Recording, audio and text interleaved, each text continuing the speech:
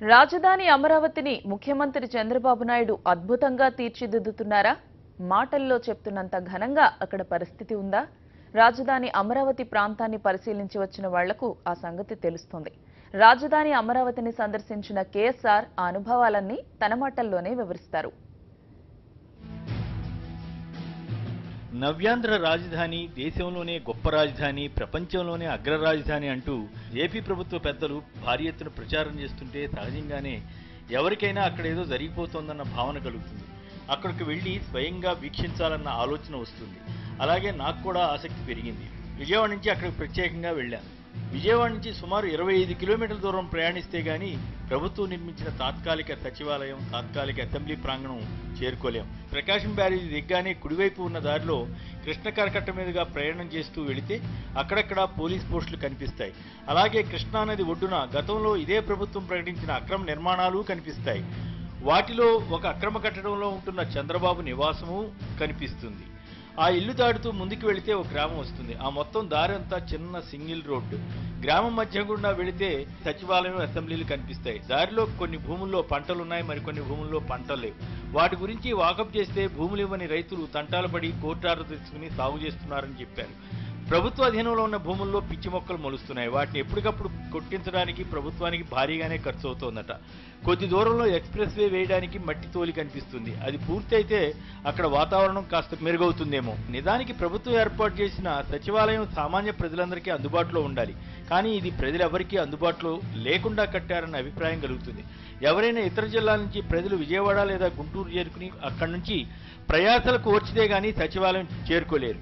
3 పంటలు పండే భూములు తీసుకుని ముఖ్యమంత్రి చంద్రబాబు నాయుడు చాలా తప్పు చేశారని గతంలో అనుకునేవారం. స్వయంగా ఆ ప్రాంతాన్ని చూసిన తర్వాత చంద్రబాబు బ్లండరే చేశారన్న భావన కలిగింది. ఎందుకంటే మంగళగిరి సమీపంలో 5,000 ఎకరాల ప్రభుత్వ భూమి ఉందట. లేదా నాగార్జున యూనివర్సిటీ పెద్ద ఆవరణ ఉంది.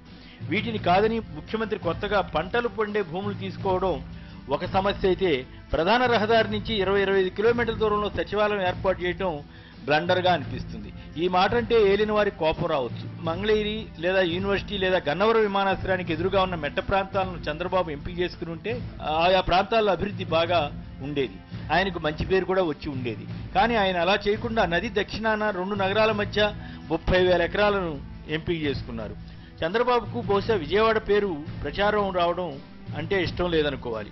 అందుకే ఆయన అమరావతి అన్న కొత్త పేరు పెట్టారు. ఆ బ్రాండ్ అయితే తన పేరు గుర్తుంటుందని ఆయన భావన కావచ్చు. ఆ తర్వాత కాలంలో విజయవాడ, గుంటూరు మొత్తం తానే నిర్మించానని చెప్పుకునే అవకాశం ఉంటుందన్న నమ్మకం కావచ్చు. పోనీ నిజంగానే అమరావతి అంటే అంత విశ్వాసం ఉంటే ఆ పట్టణం ఉన్న చోట అక్కడి దేవాలయానికి వెళ్ళడానికి కానీ, అలాగే నాగార్జునుడి పేరిట ఉన్న యూనివర్సిటీలో వెళ్ళడానికి కానీ పాలకులు భయపడతారట. ఇక రైతు నుంచి తీసుకున్న భూములకు ప్లాట్లు ఇవ్వడం, అందులో ఏవో అక్రమాలు జరుగుతున్నాయని వార్తలు రావడం వంటివి జరుగుతున్నాయి. పంట భూములు తీసుకోవడం ఎందుకు, రైతులకు పరిహారం ఇవ్వడం ఎందుకు, ప్రభుత్వ భూములను, అడవి భూములను వదిలేసి భూసేకరణ పేరుతో రైతులను ఇబ్బంది పాలు చేయడం ఎందుకు? ప్రభుత్వంలో అనుకున్నవి అనుకున్నట్లు జరగడం కష్టమే. అంతదాకెందుకు? తాత్కాలిక సచివాలయానికి ప్రభుత్వ లెక్కల ప్రకారమే 700 కోట్లు ఖర్చు పెట్టారు కదా. అయినా అసెంబ్లీలో సదుపాయాలు అంతంత మాత్రంగానే ఉన్నాయనిపించింది. ఇది ప్రపంచంలోనే అత్యంత గొప్ప రాజధాని అవుతుందని అంటారు. దశాబ్దాల తర్వాత ఏమవుతుందో తెలియదు కానీ ఇప్పటికైతే సామాన్యుడికి అందుబాటులో లేని విధంగా రాజధాని నిర్మాణం చేపట్టారన్న అభిప్రాయం ఏర్పడుతుంది. ఇప్పటికైనా జరిగిన పొరపాటును సరిదిద్దుకునే అవకాశం ఉందనిపిస్తుంది. సేకరించిన భూములను పరిశ్రమలు, ఉద్యోగుల, అధికారుల, మంత్రుల ఇళ్ల నిర్మాణాలకు వాడుకుని జాతీయ రహదారికి 1-2 కిలోమీటర్ల దూరంలో సచివాలయం, ప్రభుత్వ ప్రధాన కార్యాలయాలు, హైకోర్టు వంటివి ఏర్పాటు చేస్తే సామాన్యులకు కూడా అందుబాటులో ఉండవచ్చు.